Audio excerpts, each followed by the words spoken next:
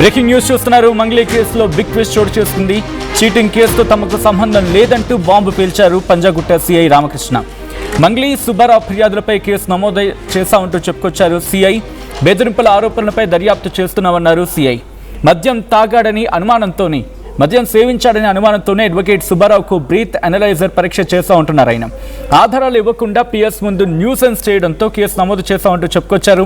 అయితే advocate సుబ్బారావుకు breath analyser test చేయడంపై తీవ్ర ఆగ్రహాన్ని వ్యక్తం చేసింది హైకోర్టు. సిఐ రామకృష్ణకు నోటీసులు సైతం జారీ చేసింది. ఆ విజువల్స్ మీరు చూడడం జరుగుతోంది ఆర్టీవీ స్క్రీన్ మీద. అయితే ఎప్పుడైతే ఈ బ్రీత్ అనలైజర్ అంశం తెర మీదకి వచ్చిందో ఇదే అంశం మీద హైకోర్టును ఆశ్రయించారు అడ్వకేట్లు. దానికి సంబంధించి విజువల్స్ మీరు చూడడం జరుగుతోంది. హైకోర్టులో సిఐ ఆ బ్రీత్ అనలైజర్ టెస్ట్ చేయించడం, ఈ అంశాన్ని హైకోర్టుని ఆశ్రయించడం జరిగింది. హైకోర్టు కూడా తీవ్ర ఆగ్రహాన్ని వ్యక్తం చేసింది. అండ్ పిటిషన్కి సంబంధించి మాట్లాడుకున్న క్రమంలో పిటిషన్ కూడా రిజిస్టర్ అయింది.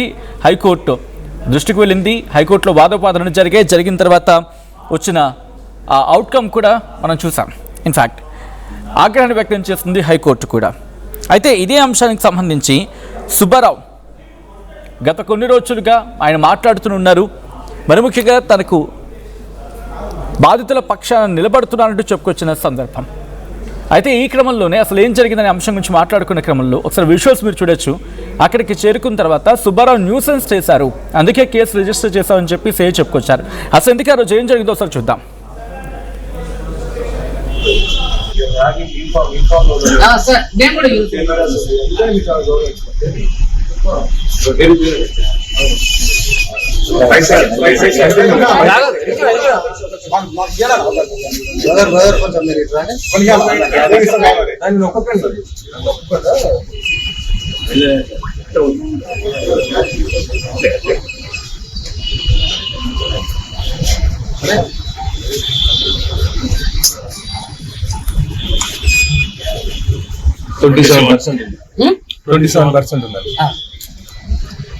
Consumed alcohol 27%.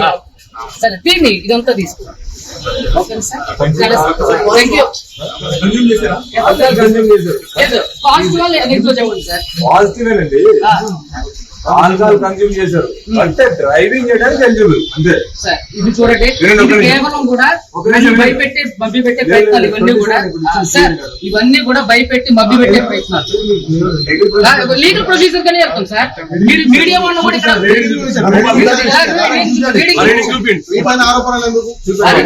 రీడింగ్ చూపించండి అందరికి. డ్రైవింగ్ చేయడానికి అందరూ వినండి. Driving right. అది ఆ సిచ్యువేషన్ అక్కడ ఆ రోజు జరిగిన అంశానికి సంబంధించి డీటెయిల్గా మాట్లాడుకునే ప్రయత్నం చేద్దాం. మా ప్రతినిధి ఇన్నారెడ్డి అప్డేట్స్ అందించేందుకు సిద్ధంగా ఉన్నారు. Inna Reddy, but right in fact Inna Reddy దగ్గరికి వెళ్ళకన్నా ముందు ఇదే అంశానికి సంబంధించి హైకోర్టు కంప్లైంట్ చేయడం జరిగింది న్యాయవాదులు. ఎందుకు వాళ్ళు ఏమంటున్నారు, హైకోర్టు ఆశ్రయించిన సందర్భంలో వాళ్ళు ఏమంటున్నారో ఒకసారి చూద్దాం. 2026, it is precisely a week later. For the sections imposed for the sections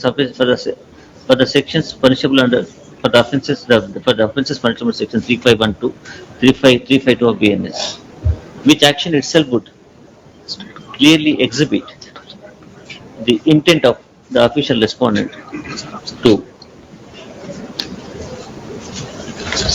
frighten the petitioner here. Stating so, he would seek to pass off proper terms. Learned GP, for whom, while denying the submissions made by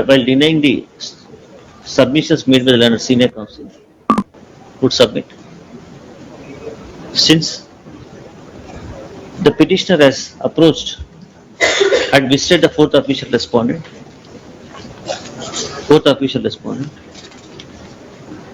in inebriated condition, along with and as well as the media persons, by intimating them in prior, by giving the prior notice. Ready అంశానికి సంబంధించి detail information తెలుసుకునే ప్రయత్నం చేద్దాం. మా ప్రతినిధి Inna Reddy updates అందించేందుకు సిద్ధంగా ఉన్నారు. ఇన్నారెడ్డి, అసలు ఎటువంటి కంప్లైంట్ రిజిస్టర్ అవ్వడం జరిగింది? ఇన్ఫాక్ట్ అదంతా హైకోర్టులో ఎటువంటి వాదోపవాదాలు జరిగాయి? అండ్ ఇప్పుడు ఎటువంటి రియాక్షన్స్ వస్తున్నాయి? హైకోర్టులో కంప్లైంట్ చేసిన తర్వాత, హైకోర్టును ఆశ్రయించిన తర్వాత న్యాయవాదుల రియాక్షన్ ఏంటి? ఇప్పుడు ఎటువంటి డెవలప్మెంట్స్ ఉన్నాయి ఈ కేసులో? సచిన్, ప్రధానంగా ఎప్పుడైతే సుబ్బారావుకు సంబంధించి ఆయన బాధ్యతలు తీసుకొని పంజగుట్ట పోలీస్ స్టేషన్కి రావటం, అయితే బాధ్యులతో పాటు ఆయన పంజగుట్ట పోలీస్ స్టేషన్కి వస్తున్న క్రమంలో మీడియా మొత్తం అక్కడ గ్యాదర్ అవుతున్న నేపథ్యంలో ఒకసారిగా సీరియస్గా లోపలికి వచ్చి మీడియా వాళ్ళతో గొడవ పెట్టుకోవడం జరిగింది. ఆ తర్వాత సుబ్బారావు లోపలికి వస్తుంది. ఎందుకంటే ఇక్కడ ఈ విషయం జరుగుతున్నప్పుడు కూడా అక్కడ ప్రత్యక్ష సాక్షి కూడా నేనే కాబట్టి దీని మీద నాకు పూర్తి స్థాయిలో అవగాహన ఉంది. సో ఆయన లోపల రాగానే ఎవరో అతను తాగి మాట్లాడుతున్నాడు సార్ అని చెప్పేసి అని ఎవరో తాగి ఉన్నాడు సార్ అని చెప్పడం, ఇమ్మీడియట్గా ఆయన డ్రంక్ అండ్ డ్రైవ్ టెస్ట్ సంబంధించిన ఎక్విప్మెంట్ తీసుకొచ్చేసి అక్కడ సార్ నేను ఒక అడ్వకేట్ని, నేను ఒక బాధ్యతలు తీసుకొని వస్తున్నాను, నేను ఎందుకు టెస్ట్ చేయాలి సార్ అని చెప్పంటే, లేదు నాకు అనుమానం ఉంది, నేను టెస్ట్ చేస్తాను, మీరు ఎట్టి పరిస్థితి ప్రూవ్ చేసుకోవాల్సిందే, నేను అడ్వకేట్ అయితే నాకేంటి అని చెప్పేసి అని కూడా ఆయన చెప్పడం జరుగుతుంది. ఈ విషయం మీద ఆయన కోర్టుకు వెళ్ళిన తర్వాత ఛాంబర్లో ఫిర్యాదు చేయడం జరిగింది. తర్వాత అడ్వకేట్లు కూడా దీని మీద నిజం వ్యక్తం చేయడం జరిగింది. సో ఈ నేపథ్యంలోనే కోర్టులో రిట్ పిటిషన్ నేపథ్యంలో కూడా చాలా సీరియస్గా కోర్టు స్పందించింది. దీనికి సంబంధించి స్వేచ్ఛకు భంగం కలిగించే విధంగా, అంటే ఒక డ్రంక్ అండ్ డ్రైవ్ టెస్ట్ చేయాలంటే దానికి ఒక నామ్స్ ఉంటాయి. సో దీంట్లో కొన్ని గైడ్లైన్స్ ఉంటాయి. ఆ గైడ్లైన్స్ కాకుండా ఎవరిని పడితే వాళ్ళని ఎలా పడితే అలా టెస్ట్ చేయటువంటిది కరెక్ట్ కాదు. నిజంగా కనుక ఒకవేళ పోలీస్ స్టేషన్లో కానీ పోలీస్ స్టేషన్ పరిధిలో కానీ ఒక కేసు ఉన్న నేపథ్యంలో కానీ ఎవరినన్నా చెక్ చేయాలంటే కంపల్సరీగా హాస్పిటల్ తీసుకెళ్ళి బ్లడ్ రిపోర్ట్లో చెక్ చేయాల్సిన అవసరం ఉంది. అదొక ఫార్మేట్, దాని ఒక ప్రొసీడింగ్స్ ఉంటాయి. కానీ అలా కాకుండా ఏదో ఆర్గ్యుమెంట్ నడిచిందని చెప్పేసి అని అతన్ని పిలిపించి అతన్ని అదే అక్కడ జరిగిన ఆర్గ్యుమెంట్ మనం చూసాం. ఇది కరెక్ట్ కాదు సార్, ఈ రకంగా మీరు చేయడం అని చెప్పేసి అని ఆయన చెప్తున్నప్పుడు కూడా, ఒక అడ్వకేట్ నేను చెప్తున్నప్పుడు కూడా ఏమాత్రం లెక్క చేయకుండా ఇది నాకు అనిపించింది నేను చేస్తున్నాను చెప్పేసి కూడా చాలా సీరియస్గా అక్కడ వాగ్వాదం జరిగింది. దీనికి సంబంధించిన వీడియో ఫుటేజ్ ఏమైతే ఉందో, అక్కడ మీడియా వాళ్ళు ఉన్నారు కాబట్టి మీడియా మొత్తం కూడా దాన్ని రికార్డ్ చేయడం జరిగింది. నేను కూడా ఆ వీడియోని రికార్డ్ చేశాను. సో దానికి సంబంధించిన వీడియోని చూసిన తర్వాత కూడా జడ్జి చాలా సీరియస్గా రియాక్ట్ అయ్యారు. సో స్వేచ్ఛకు భంగం కలిగించే విధంగా ప్రవర్తిస్తే మాత్రం ఎట్టి పరిస్థితులు ఉపేక్షించలేదని చెప్పేసి అని దీని మీద పూర్తి స్థాయి రిపోర్ట్ ఇవ్వమని ఉన్నతాధికారులకు, అలాగనే పంజగుట్ట సిఐ కూడా ఒక నోటీస్ జారీ చేయడం జరిగింది. 2 వారాల తర్వాత దీని మీద పూర్తి స్థాయి విచారణ చేస్తామని కూడా హైకోర్టు హెచ్చరించింది. హైకోర్టు దీన్ని పోస్ట్పోన్ చేయడం జరిగింది. ఇలా కనుక చేస్తే ఖచ్చితంగా మేము దీని మీద సీరియస్గా యాక్షన్ తీసుకుంటాము. ఒక వ్యక్తి స్వేచ్ఛకు భంగం కలిగించే రకంగా ఎవరు కూడా ప్రవర్తించకూడదన్న విషయాన్ని కూడా కోర్టు స్పష్టంగా చెప్పడం జరుగుతామని సచిన్. రైట్, అంటే ఈ డెవలప్మెంట్ మరి ముఖ్యంగా ఇప్పుడు కేసుకి సంబంధించి ఎటువంటి కీలక మలుపు అనుకోవాలి అండ్ ఎటువంటి టర్న్ తీసుకునే అవకాశం కనిపిస్తుంది ఇప్పుడు ఈ కేసులో? ఖచ్చితంగా సచిన్, ఎక్కడ కూడా ఎవరు చట్టానికి అతిథులు గారు, చట్టం తన పని చేసుకుంటూ పోతా ఉంది. ఎవరైనా సరే చట్టాన్ని అతిక్రమించిన గైడ్లైన్స్ కొన్ని ఉంటాయి. ఏదన్నా ఒక ప్రక్రియ చేపట్టాలంటే దానికి గైడ్లైన్స్ కొన్ని ఉంటాయి. ఈ డ్రంక్ అండ్ డ్రైవ్ టెస్ట్ విషయంలో కూడా న్యాయవాదితో వాదోపవాదాలు చేసుకుంటూ ఎవరు తాగి వచ్చాడని చెప్పేసి అన్న ఏమైతే అతను చెప్పారో టెస్ట్ చేయడం అనేది కూడా అది కరెక్ట్ కాదు. ఒక మనిషికి, అంటే అతను అడ్వకేట్ అయి ఉండొచ్చు, సామాన్యుడు అయి ఉండొచ్చు, తర్వాత ఎవరైనా అయి ఉండొచ్చు, ఒక మనిషి స్వేచ్ఛకు భంగం కలిగించే విధంగా ఇలా చేయడం సరికాదని చెప్పేసి అంటున్న నేపథ్యంలో ఖచ్చితంగా దీని మీద పోలీసు ఉన్నతాధికారులు కూడా విషయాన్ని సీరియస్గా తీసుకొని ఇంటర్నల్ ఎంక్వైరీ, అసలు ఆ రోజు ఏం జరిగింది, ఏ రకంగా అయినా మాట్లాడాల్సి వచ్చింది, ఎందుకు వాగ్వాదం జరిగింది, దాంట్లో తప్పెవరిది ఉంది, దీంట్లో సుబ్బారావు అనే వ్యక్తిని ఎందుకు టార్గెట్గా చేసి ఆయన టెస్ట్ చేయాల్సి వచ్చిందన్న అన్ని విషయాల మీద కూడా పోలీసు ఉన్నతాధికారులు ప్రస్తుతం మాత్రం ఎంక్వైరీ చేస్తూ ఉన్నారు. దీనికి సంబంధించి తరువాత, అంటే ఈ కోర్టులో పిటిషన్ చేసిన తర్వాత దీనికి ఇన్స్పెక్టర్తో మాట్లాడినప్పుడు ఆయన మీడియాతో కొన్ని విషయాలు కూడా చెప్పడం జరుగుతూ ఉంది. మంగిలి అరగిన సుబ్బారావు ఫిర్యాదుల మీద కేసులు నమోదు చేశాం. అలాగనే చీటింగ్ కేసులో, అంటే ఇక్కడ ఏమైనా చీటింగ్ కేసు జరిగిందో దాని మీద మాకు సంబంధం లేదు, బెదిరింపుల ఆరోపణలు ఏవైతే ఉన్నాయో దాని మీదనే ఇరువైపులా మేము కేసు నమోదు చేశాం. అలాగనే మద్యం తాగాడని అనుమానంతో మేము ఆయన టెస్ట్ చేయడం జరిగింది. ఇక్కడ అడ్వకేట్ అనే కాదు, ఎవరైనా సరే మేము టెస్ట్ చేస్తామని చెప్పుకున్నా మళ్ళీ మరోసారి కూడా ఆయన రిపీట్ చేయడం జరిగింది. ఖచ్చితంగా ఈ కోర్టు ఇచ్చిన ఆదేశాల మీదకు దానికి సంబంధించిన కాపీలు, అంటే దానికి సంబంధించిన ఎంక్వైరీ కాపీలు ఖచ్చితంగా సబ్మిట్ చేయాలని చెప్పి కోర్టు కోరింది. సిఐకి కూడా ఒక నోటీస్ వెళ్తుంది. దీని మీద పోలీసు ఉన్నతాధికారులు ఇప్పటికే ఒక ఎంక్వైరీ కూడా ఇంటర్నల్గా స్టార్ట్ చేశారు. 2 వారాల్లో ఖచ్చితంగా కోర్టుకు సబ్మిట్ చేసి అతని మీద యాక్షన్ తీసుకునే అవకాశాలు ఎక్కువ ఉన్నాయి. మనం చూడాలి మరి దీనికి సంబంధించిన సీక్వెన్స్ ఎలా ఉండబోతున్నాయి, ఉన్నతాధికారులు ఎలాంటి యాక్షన్ ఎలాంటి యాక్షన్ తీసుకోబోతున్నారన్న దాని మీద మనం వేచి చూడాల్సింది సచిన్. రైట్, ఒక్కసారి అంటే సుబ్బారావుకి సంబంధించి ఈ కేసుకి సంబంధించి ఆయన ఉన్నారు కాబట్టి, ఇన్ఫాక్ట్ లీడ్ చేయడం జరుగుతుంది, అటువంటి సిచ్యువేషన్ ఉంది కాబట్టి కేసులో ఎటువంటి పురోగతి ఉందనుకోవాలి, ఇది ఎటువంటి ఇంపాక్ట్ చూపించే అవకాశం, లేకపోతే దీనికి దానికి సంబంధం లేదనుకోవాలా? లేకపోతే ఎక్కడో దగ్గర ప్రభావితం చూపించే అవకాశం ఉందనుకోవాలా? ఏం జరిగే అవకాశం కనిపిస్తోంది ప్రస్తుతం ఉన్న సిచ్యువేషన్లో ఇన్నారెడ్డి? సచిన్ మనం ఇక్కడ ఒక విషయం గమనించాలి.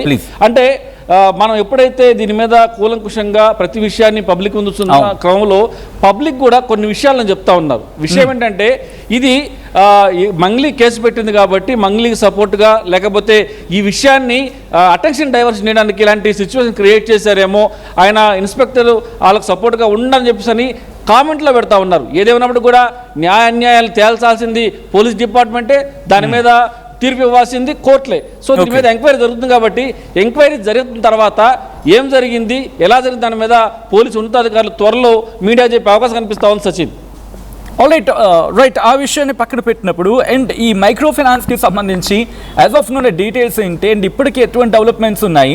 అండ్ సుబ్బారావు ఆఫ్ కోర్స్ ఇది కాస్త సపోర్టివ్గా అనిపిస్తూ ఉన్న సందర్భం, అంటే ఈ డెవలప్మెంట్స్ హైకోర్టు ఇటు సిఐకి కాస్త డైరెక్షన్స్ ఇచ్చిన సందర్భం, ఆగ్రహించిన సందర్భం కనిపిస్తోంది కాబట్టి ఎటువంటి డెవలప్మెంట్స్ ఉన్నాయనుకోవాలి అండ్ ఇంతవరకు ఎటువంటి కీలకమైన డెవలప్మెంట్స్ ఉన్నాయనుకోవచ్చు? సచిన్, దీనికి సంబంధించి మనం గమనిస్తే ప్రధానంగా ఈ కేసులో ఇప్పటికే సైబరాబాద్ కమిషనరేట్లో కూడా కొన్ని ఫిర్యాదులు వచ్చాయి. ఆ ఫిర్యాదుకు సంబంధించి ఎకనామిక్స్ అఫెన్స్ వింగ్ ఏమైతే ఉందో యాక్టివ్ అయిపోయింది. సో దీనికి సంబంధించి సుబ్బారావు అనే వ్యక్తి ఎకనామికల్గా చాలా మందిని మోసం చేశారు కాబట్టి ఆ డిపార్ట్మెంట్ అలర్ట్ అయిపోయి ఇప్పటికే అతన్ని అదుపులో తీసుకొని విచారిస్తున్న క్రమాన్ని మనం చూడొచ్చు. నిన్న ఆల్ ఆఫ్ సడన్ దీని మీద గతంలో కూడా చూడవచ్చు. మేము ఈరోజు మనం కొన్ని కీలకమైన డాక్యుమెంట్ మనం బయటపెట్టాం. 2024-25లో కూడా ఇలానే చాలామందిని మోసం చేసి ఆయన జైలుకి వెళ్ళి మళ్ళీ బయటకు వచ్చాడు. సో దాదాపు అప్పుడే కొన్ని వేల కోట్ల రూపాయల ప్రాపర్టీ కూడా సీజ్ చేయడం జరిగింది. అంతా జరిగిన తర్వాత కూడా ఎవరైనా జైలుకి బయటకు వస్తే మారుతారు, కానీ అంతకు మించి ఇప్పుడు మళ్ళీ కూడా చాలామందిని మోసం చేయడానికి ప్రయత్నం చేశాడంటే ఖచ్చితంగా ఇది మోడ్ ఆఫ్ ఆపరేషన్లో బ్యాక్గ్రౌండ్లో ఖచ్చితంగా ఎవరో ఒక వ్యక్తులు ఉన్నారు, ఇతనికి సపోర్ట్ చేస్తున్నారు. సపోర్ట్ లేకపోతే ధైర్యం చేయడం చెప్పేది మాత్రం చాలా స్పష్టంగా అర్థమవుతా ఉంది. ఎకనామిక్ వింగ్ ఇప్పుడు ప్రస్తుతం విచారిస్తుంది కాబట్టి కొన్ని కీలకమైన విషయాలు బయటకు వచ్చాయని మన సమాచారం ఉంది.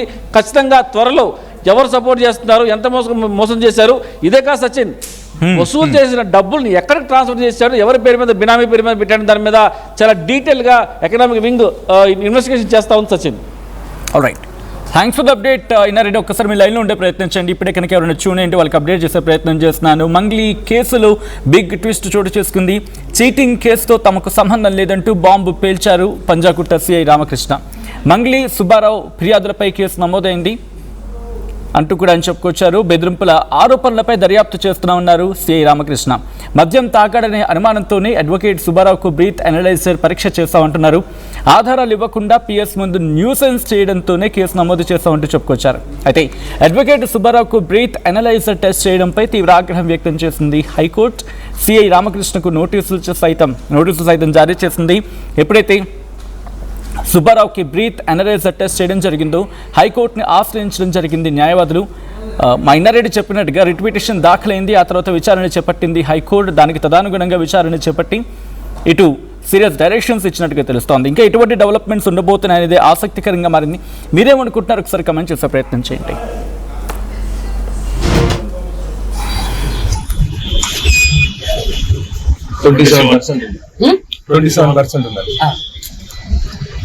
Consumed alcohol 20 years sir, 27%.